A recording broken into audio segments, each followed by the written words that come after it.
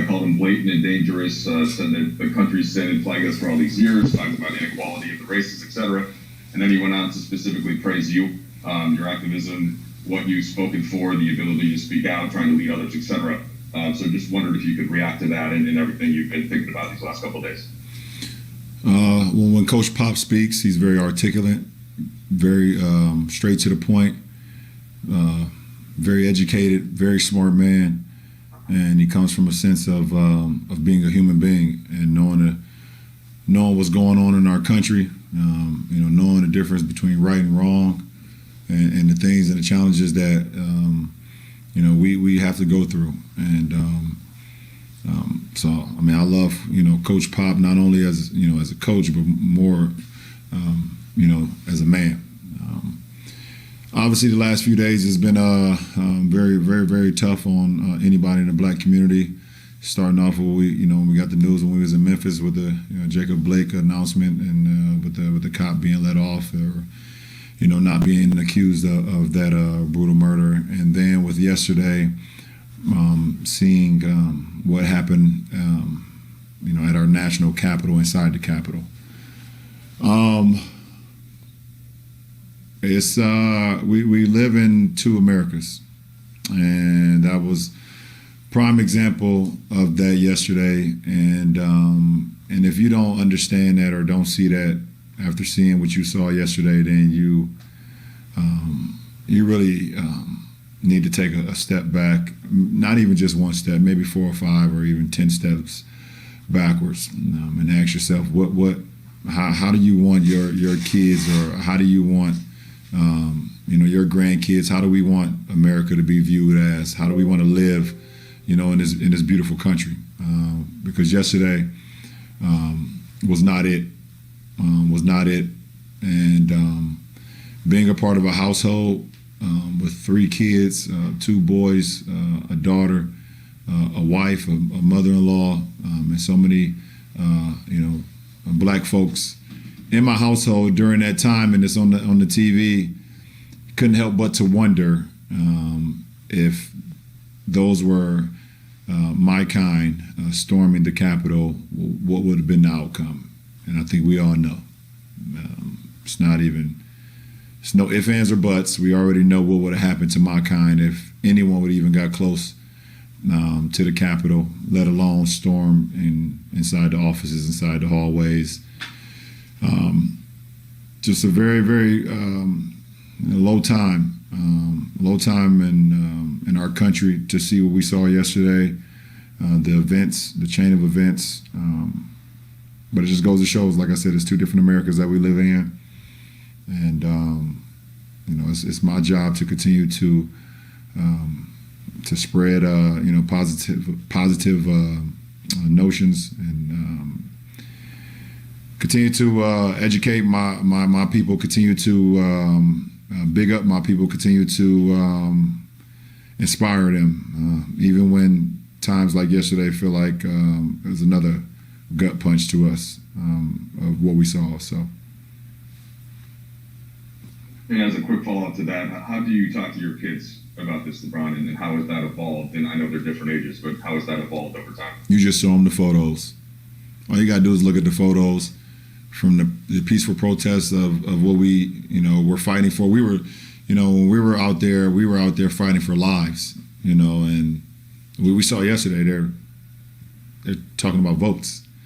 All you gotta do is look at the photos. I mean, I saw a picture yesterday that we all probably seen before of a black man holding his daughter on top of his shoulders, and you got a police officer with a shield on, with a gun pointed right at him or right at her. Could have been rubber bullets on the inside, could have been real bullets. We all seen that photo. And then on the contrary, you got this white guy walking inside the Capitol with his thumb up in the air with the damn podium in his hand. I mean, what more do I need to say to my kids than to just see the 2 differences? It's right there, it's right there in their face. And I will continue, and my wife will continue, and my mother and my mother-in-law, my father-in-law, who lived through a lot of this that's going on, they will continue to hit home with them. But for them to see it, it's even more powerful. Dave? LeBron pregame, Pop reflected on 2016 and saying he read a New York Times editorial predicting kind of this was going to go down this way with this administration. And I remember being in the locker room with you the night the 2016 election happened, and your sentiment was similar to that. Like, okay, we're in for something here. In your view, in terms of being a leader in Black America, what is the damage of the last 4 years, and what's the step forward to make things better? Well, we took a step forward in November by electing Joe and Kamala to be in the White House, for them to be the head of our country.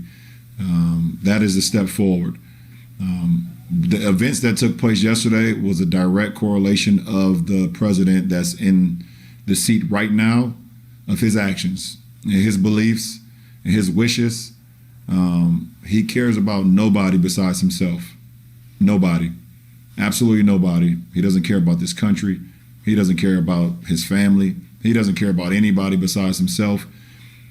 And we've seen the tweets that happened along this whole path to the destruction of what happened yesterday.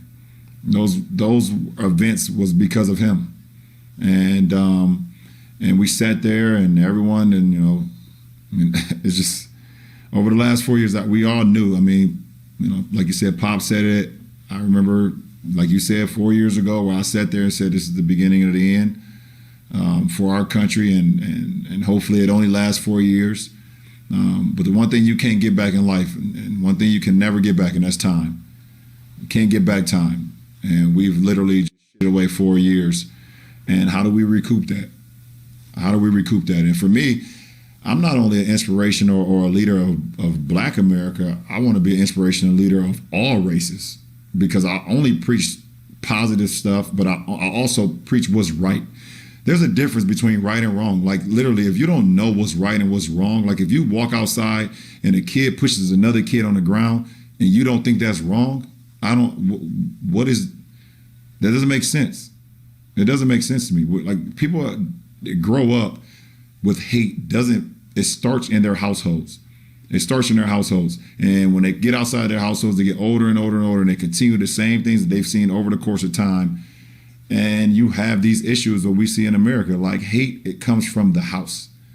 Everything that goes on comes from the household, of people just hating and hating and hating. And obviously what came from the president that's in the house now, from his household, is the reason why America. We're going to take one more. Dan? LeBron, the shirt says, "Do you understand now?" Your shoe said, "Do you understand now?" What would you say to people who don't understand at this point? And how do you reach people who don't? No, it's unfair to try to get people to understand, but we want people to listen. There's some things that you can't understand because you don't grow up how we grew up. You don't live in the same environment that we live in.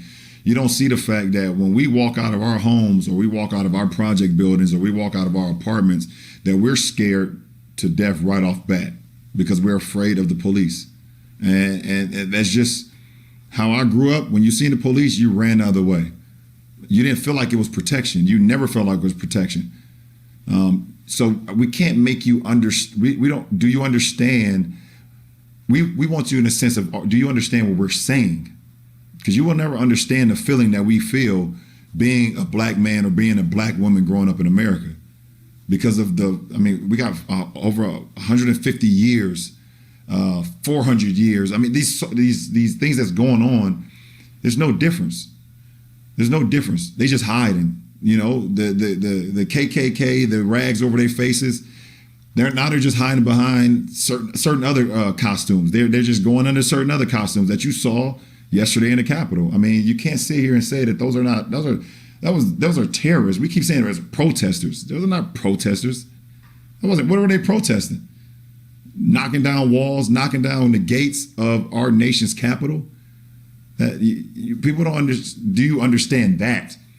That's what we're talking about. Like, do you understand how hard it is for us to continue to live our lives the way we live, continue to inspire, continue to give everything that we got? Like, everyone jumps on the bandwagon of what we provide, what we bring, you know, the way we dress, our music, our culture, our food, everything that everyone steals from what we do. And then they want to act like they did it or they brought it to this world. We don't get our due diligence. We don't get the respect. We don't get anything back for what we've given to this country besides a slap in the face. And they're going to say, okay, well, you know, you should shut up and dribble, which I've heard numerous of times, but I'm never going to do that. I'm never going to do that. And they're going to say, you got so many other opportunities, so many guys are in leagues and all that stuff. But, man, that's peanuts. It's peanuts to what goes on in this country. And yesterday was just very shameful. And I just say embarrassing to us as the example. I grew up knowing that America was the land of the free and the home of the brave. And we set an example for all these other countries in the world of how to run things and how to be great and how to, you know, maneuver and change the world and things of that nature. And yesterday we looked like a third, fourth, fifth world country. It's just very embarrassing. And I hope we can be better.